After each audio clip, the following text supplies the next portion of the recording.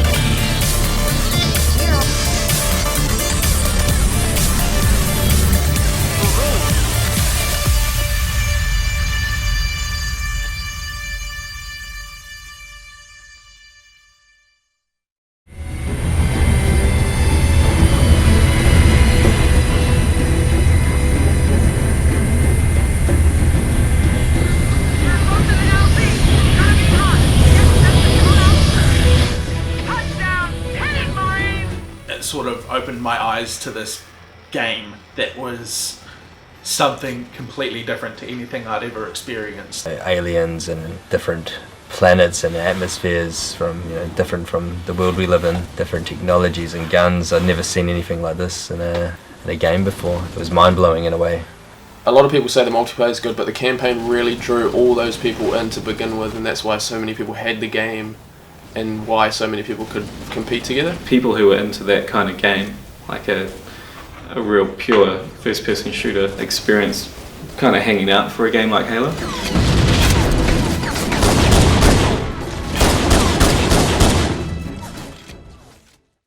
It's pretty much about a Spartan, so you're this elite soldier that is the main person to save the human race against the Covenant force. And as a player, as an individual, you want to be the hero. You want to be the man that saves the human race. Master Chief he's a boss, really. He has a shield which regenerates. It's quite handy. If your shield gets taken down, then you need to hide, and it can regenerate itself. He also has a lot more strength, and if he hits people in the back, they die instantly, It's pretty sweet. But I think when you're playing, you sort of become the Master Chief in a way.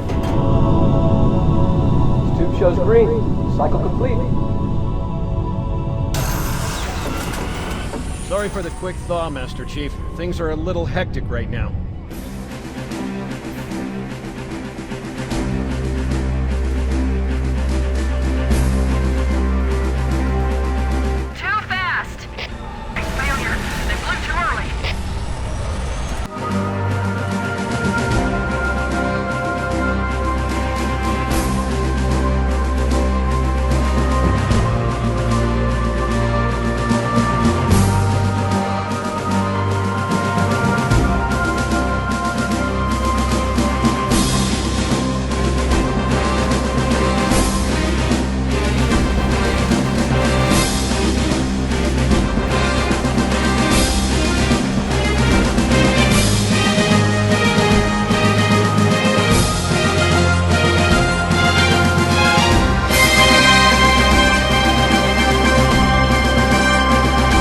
There's no time. Get out of here, find keys, stop him. Before it's too late!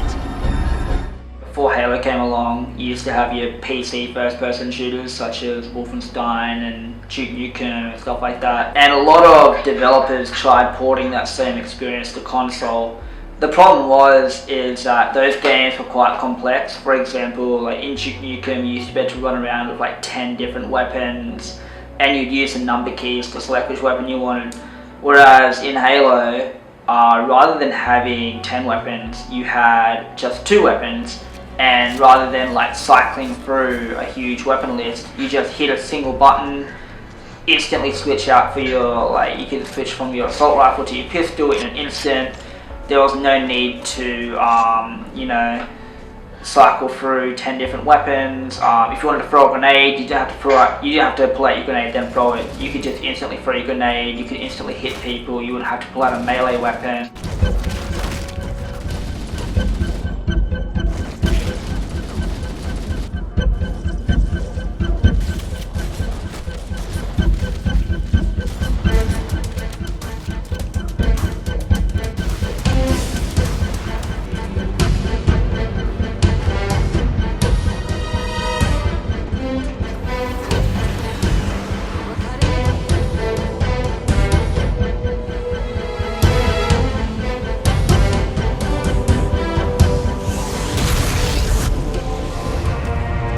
Halo. It's finished. No. I think we're just getting started.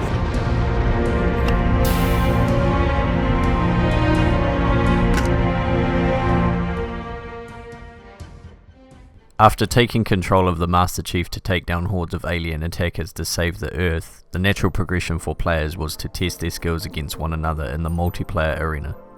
The multiplayer aspect was so amazing as well at the time, like, you know, getting together all your friends and finding the TVs and, you know, yeah, just the controllers to actually do it as well. I remember I used to have to hire out, you know, go to Video Easy or something, hire out some controllers and get as many people as possible together. Yeah, really multiplayer and the cooperative side I think were huge draw cards for me. Halo's obviously first-person shooter, which revolves around what's commonly known as Golden Triangle, which is your weapons, your grenades, and melee system. And in Halo CE, the dominant weapon was the pistol. Halo 101. Pistol. Armed with a 2x scope, the pistol acts as the utility weapon. It is effective in all situations, and in the right hands can compete with heavy weapons. The pistol is very difficult to use, but can kill in just 3 bullets, giving it a 0.6 second kill time. Grenades. All Spartans spawn into the battlefield with 2 fragmentation grenades, which are standard human explosives. They do extreme damage, but not enough to kill a fully shielded Spartan. Unlike other shooter games, grenades can be thrown without the need to put the primary weapon away. This makes using them a very smooth and natural part of combat. The more advanced Covenant grenade is called the Plasma grenade. They do enough damage to kill in one hit and physically stick to opponents.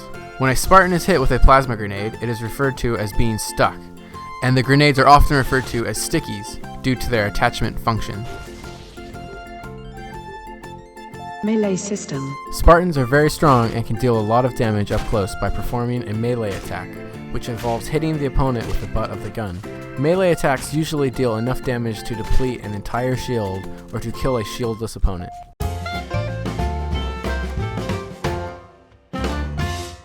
LAN. So LAN stands for Local Area Network, which means that if you're facing another group, it's 4v4. So 4 people in front of a screen, another 4 people in front of the screen playing each other. And on a LAN environment, the fun thing about it is you get to face your opponents in real life and you see them physically. And when you're in that type of situation, you love to rub it in / trash talk. So it's a lot of screaming at the other team, a lot of team talking face to face with your teammates beside you. Playing together against another team that might be across the way. A friend from work invited me around to weekly LAN session that he was having, just playing Halo 1 multiplayer. So turned up playing that, and then I got slaughtered for the first few weeks turning up and playing that, but eventually and pretty quickly turned that around into me dominating them pretty hard, and I just got addicted to it. It was just such a fun game. I had a lot of friends in high school that I ended up playing with. We just all asked around at school, like the teachers weren't kind of hard enough on us, and we had too many kind of best mates all in the same classroom together. So we were just talking about stuff all the time, jammed games when we got home, ended up getting CE.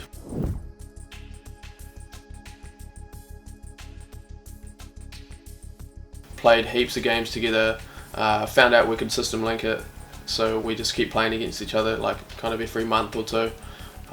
Just amazing times, you know. LANs are also great because you get to socialise with everyone. Like you online, you see all their gamer tags, and you're like, man, I wonder what they would be like in real life. And when you come together at a LAN, you sort of get to know the person a little bit more, and the gaming community is great because there's a lot of good people, a lot of different diverse people, you know, that come from different walks of life, and you get to meet them in person.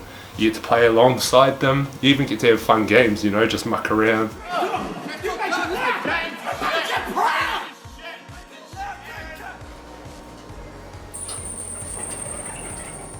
Oh no! Team fuck.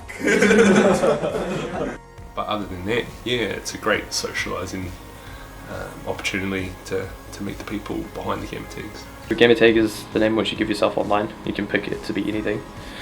And mine I got from Warhammer. It was a name which I gave a unit, and it kind of just, I wanted to use it. I made it shorter to make it fit, and yeah, it kind of stuck. It had nothing to do with the Muslim Bible whatsoever. Just happened to be a coincidence. Stuff you do when you're 16. It was originally Pablo Diablo.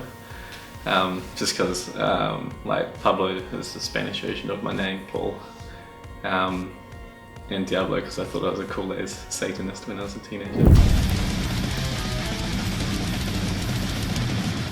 So eventually I thought it sounded cheesy, so I just shortened it to Pablo D, and it's been like that.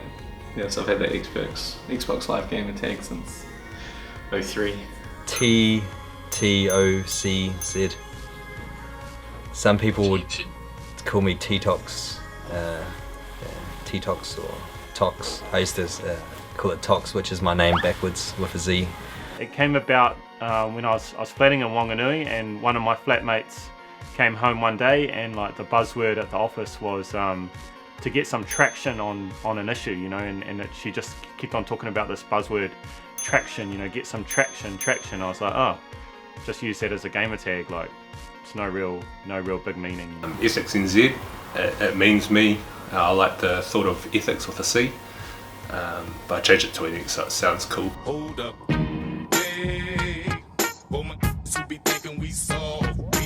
Ever since then I've had it, and I've diversed it to Halo, and everyone's known me as ethics. I didn't really choose ethics, it sort of chose me. Walking into a LAN is really cool. As something's quite humbling about talking to someone for a very long period of time and not actually meeting them, not really knowing what they were like. And these were the days before Facebook, so we didn't actually know what people look like. We kind of had your own image in your head, which I'm pretty certain a lot of people thought I was Indian just because of my name. And then you meet them in real life and you're like, what the hell?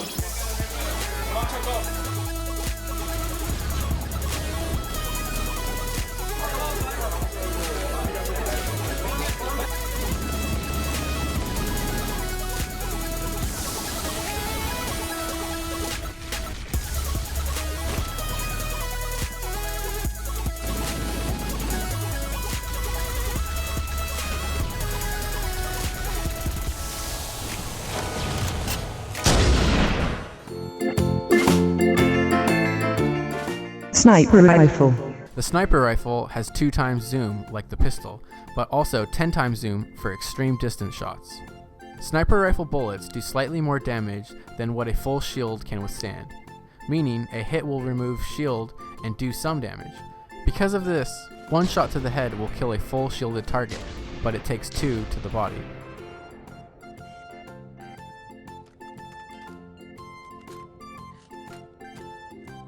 Plasma pistol. The Covenant pistol is less deadly and lacks a scope, but it still has its uses. Much like a weaker version of the plasma rifle, but with the ability to charge a shot with extra energy by holding the trigger down.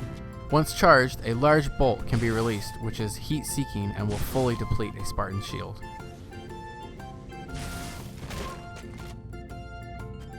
Shotgun. The shotgun is classed as a power weapon due to its ability to kill in one shot up close. Power weapons are placed around maps, and players fight to control them to obtain their advantages. The shotgun becomes useless very quickly as range is involved, so knowing when and when not to use it is key. Certainly during sort of the mid-90s to the mid-2000s, the biggest video game tournament in the world was the WCG, the World Cyber Games. In a lot of ways it was the Olympics of video games, and there were key marquee titles that would be there year after year, things like StarCraft, Warcraft, and later on things like Dota, as well as of course Halo and things like Counter-Strike as well, which brought people from all around the globe, hundreds of different countries at its peak, to compete together in one location. The rapid growth of Halo had caught the attention of the World Cyber Games, an organisation that was the gaming's equivalent of the Olympic Games. The World Cyber Games, or WCG for short, ran qualifying events in major countries around the world that then invited the winners to the annual WCG finals, which would happen in a chosen host city, much like the Olympic Games. Halo Combat Evolved had been run by WCG in previous years, but only reached New Zealand soil in 2004. If I would have known, I would have attended the tournament. Definitely Halo was a huge part of my life for quite a few years, through high school and even into adult life. It was held up in Auckland. I think it was in like a little hotel room or some sort of rented space, and it had a really cozy feel to it, like a family kind of feel. Like there was only about 20 players, 20 people competing in the Halo event, and it's sort of all just similar people to you, and we just really didn't know like what, how, their skill level, what they were going to be like.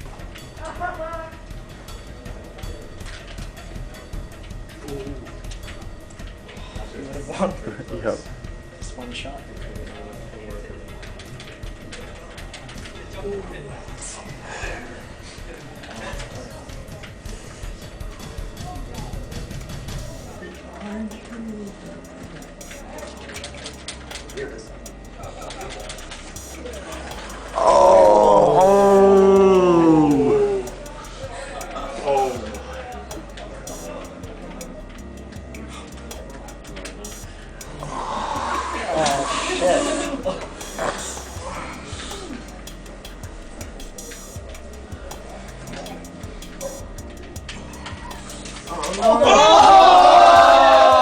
As we got into the games, we just got to know each other, and it's kind of like just a family kind of cozy feel, and the whole tournament was run like really well. Like Morden did a really good job of organising the tournament, and we made a lot of friends through the event. So it was good.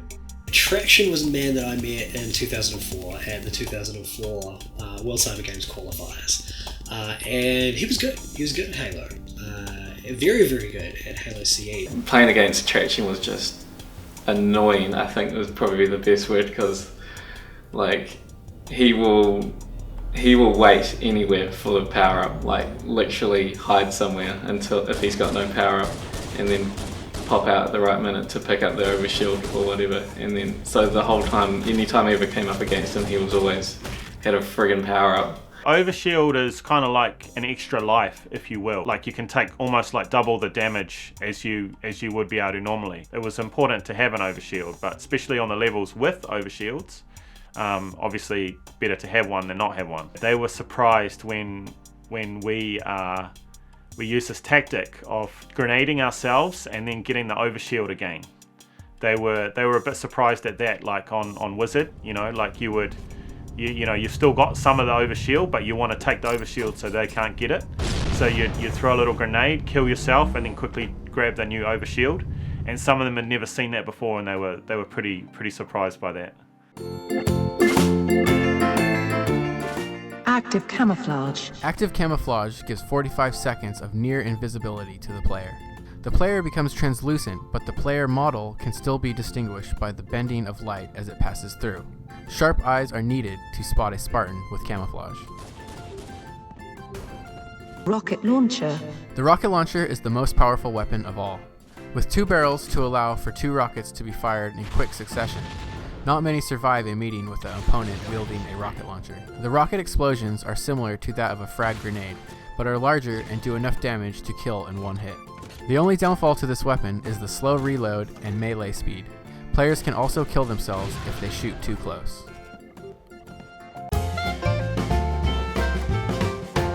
It was fun watching them in the finals because they both had the same kind of strategies. They're both trying to grind for the power-ups the same, and I think Traction was just a little bit more, not necessarily better shot or a better player, but he was just more dedicated to sticking to the script of picking up power-ups and stuff like that. And him and Lawrence Paradice had a long-standing rivalry. They were both from Christchurch. They both sort of grew up playing Halo together. Paradice, he was like my arch rival.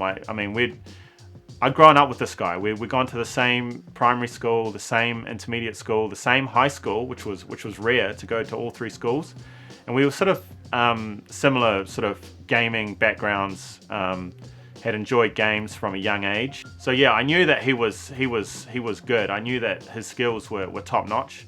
In fact, he beat me on Battle Creek, during the qualifying rounds before the final stages.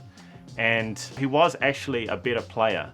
I think he just got a little unlucky on the day. One of the final maps we played was Wizard, and for some reason, I don't know why, I just seemed to be better at Wizard than him, right? So I beat him on Wizard. Now for the last map that we had to play, I remember this clearly. He had to choose a map from like picking it out of a hat, right? And as he was picking out the little slips of paper from the hat, he was like, anything but Wizard, anything but Wizard, anything but Wizard. And he picked out the paper, and it was Wizard. Paradise generally wins against Traction, and Traction took it out. Nothing like that had really happened before to me. I don't think I won anything like big like that before. So yeah, it was just really good. I was really happy. Andre, a friend of mine, he read in the paper, the Wanganui Chronicle, this dude put in an advertisement looking for people to battle, and not knowing it at the time, but he was number 1, I think, in New Zealand, or he'd done a small tournament, so he's actually quite cocky actually. But yeah, me and Andre, we answered the message and we went round to his house and faced him and another friend, and yeah, that was a pretty extreme time. They were actually quite impressed. They weren't expecting anything. They were expecting a bit of a walkover, but surprising them, me and Andre as a team were better than this guy and his friend. So we were actually owning them quite a lot, which was quite funny for this guy who was quite up himself to begin with. But yeah, it got a little bit weird with them, because after we'd had a few battles, him and his friends started like wrestling, and then we were looking at each other and we're like, maybe it's over now and we should leave. So yeah, interesting guys. We never actually went back a second time. No, I don't remember, man. I don't remember too much, but now that you mention it, I remember putting the ad in. I think it cost money too, but yeah. Well, it's not free to put an ad in the paper, is it? 1v1, yeah, he's probably quite good. He probably thought he was better than he actually was also. Like, I mean, when you come from New Zealand, it's like you think you're world famous. By winning the New Zealand WCG Nationals, Traction had qualified for the World Finals, which would be held in San Francisco in just 3 weeks' time. With little time to prepare, Traction did the best with what he had and played as many people as possible in his hometown for practice to fine-tune his skills for San Francisco. There was like a team of about 7, 8, 9 guys from different games. I think Project Gotham Racing and Warcraft and big Counter-Strike team. And I guess it was like, we didn't even have like a rigorous, I didn't have a rigorous training schedule or anything like that. Probably the Counter-Strike guys did, although, like, you know, it's like the Kiwi team, like, we're pretty happy-go-lucky kind of guys.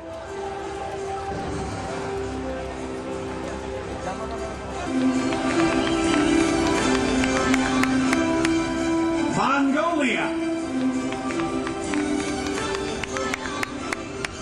the Netherlands, New Zealand.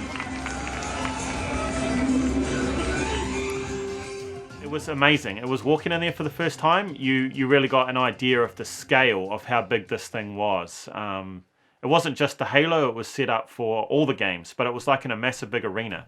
And we hadn't really seen anything like that. You know, the media was there was just so many gamers from around the world, flags flying and just interviews taking place, and like the Halo truck out. Someone had a TV in the back of their truck, you know, and we're playing Halo out the back of this truck for practice games.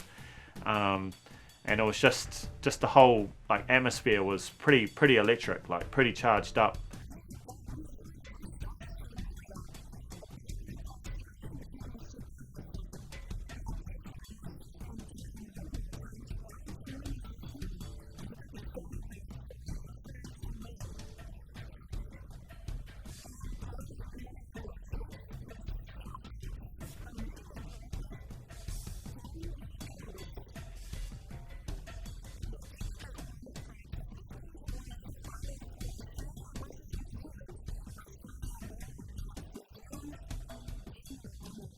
The Aussie game that I had, the grudge match, I think this was to see whether I was going to go through or not. It was on Derelict, which was horrible. Like no one, is it Desolation or Derelict? Derelict, right? It's horrible. Like no one likes that map because it's so unbalanced, especially 1v1. Like you both, I remember he started off at the invisibility. I started off at the rockets. We both ran towards the other one. So I'm running towards like invisibility, he's running towards rockets, met each other in the middle. I fired a rocket, killed us both, and then he spawned up top, I spawned down bottom, and he proceeded to spawn kill me for the next 14 kills. And you know, he won the game 15-1. It's very, very hard to stop someone on a roll with all the power weapons and stuff, you know, especially a good player like on top. And yeah, it's quite tough, and I guess I wasn't really practiced enough to be able to claw my way back into the game. You know, it was just pretty much bang, bang, bang, you know, as soon as you spawn, you know, whoops, there goes, you know, you're dead, you know.